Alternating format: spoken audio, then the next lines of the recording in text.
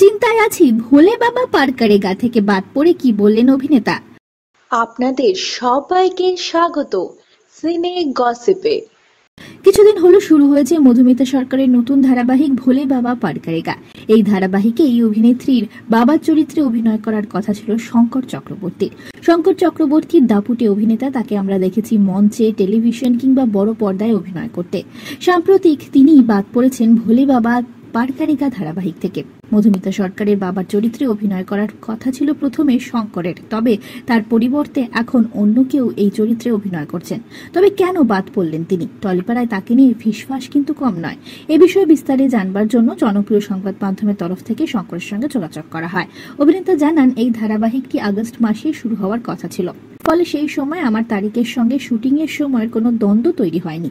কিন্তু এখন যে সময় ওরা শুটিং ফেলেছে তখন আমার নাটকের শো আছে, আর রয়েছে একটি ছবির শুটিং। প্রযোজনা সংস্থার পক্ষ থেকেও জানানো হয়েছে তাদের পক্ষেও তারিখ এদিক ওদিক করা সম্ভব নয়।